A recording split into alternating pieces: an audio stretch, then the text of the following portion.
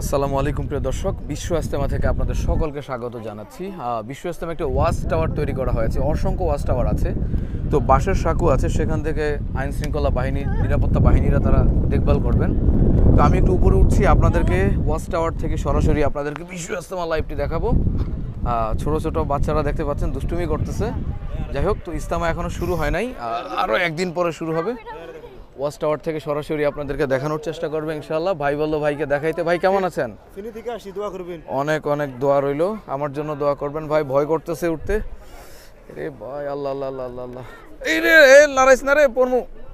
ভাইজান কেমন আছেন? ভাই ভয়টাও লাগতেছে। যাক, কোন জেলা থেকে আসছেন?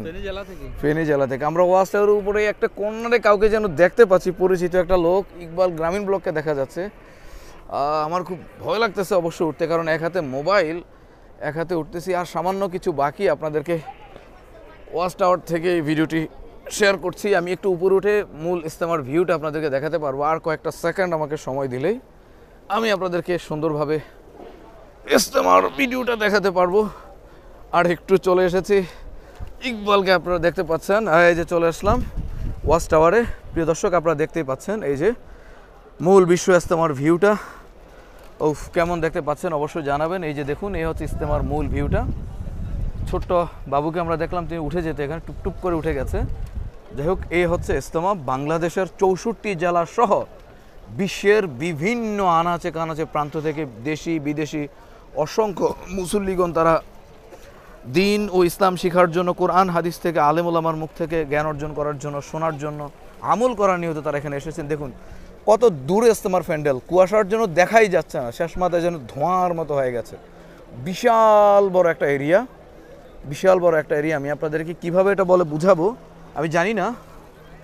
লক্ষ লক্ষ মুসল্লির সমাগম হয়। এই যে আমি এখন দাঁড়িয়ে আছি, এই যে ফাঁকা জায়গাগুলো আপনারা দেখতে পাচ্ছেন। মূল ইজতেমা শুরু হবে আগামীকাল। ইজতেমা শুরু হয়ে গেলে কিন্তু এগুলো আর খালি থাকবে না। প্রত্যেকটা জেলাকে এরিয়া দিয়ে সাজানো হয়েছে, যে আপনারা দেখতে পাচ্ছেন লাল কাপড় দিয়ে ব্যারিকেড দিয়ে রেখেছে।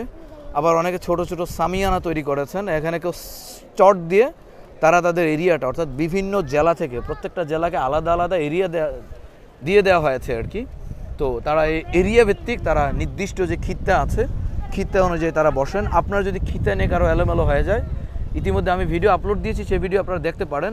অর্থাৎ বিশ্ব ইজতেমা এসে যদি হারিয়ে যান, সেই যা ম্যাপটি দেখে আপনারা কিন্তু সঠিক দিক নির্দেশনাটি আপনারা পেয়ে যাবেন। এটা একটি কর্নার, ছোট জায়গা, কিন্তু এটা সবচেয়ে বড় জায়গাটা হচ্ছে ঠিক এই কর্নারে।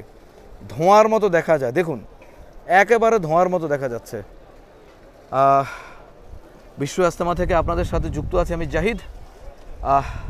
কেমন উপভোগ করছেন এবারে বিশ্ব ইজতেমা অবশ্যই জানাবেন। আপনি কি আসছেন বিশ্ব ইজতেমায়? আপনার দাওয়াত রইল, আসবেন। এবং ভিডিওটি বাংলাদেশের কোন জেলা থেকে দেখছেন অবশ্যই এটিও জানাতে ভুলবেন না প্রিয় দর্শক। এবারের মতো বিদায় নিচ্ছি। ভিডিওটি লাইক কমেন্ট শেয়ার করবেন, আমাদের সাথেই থাকবেন। আল্লাহ হাফেজ, আসসালামু আলাইকুম। হ্যাঁ বাবু, তুমি কেমন আছো? তোমার নাম কি? আকিব। ইজতেমায় এসেছো, কেমন লাগতেছে তোমার? ওকে, গুড।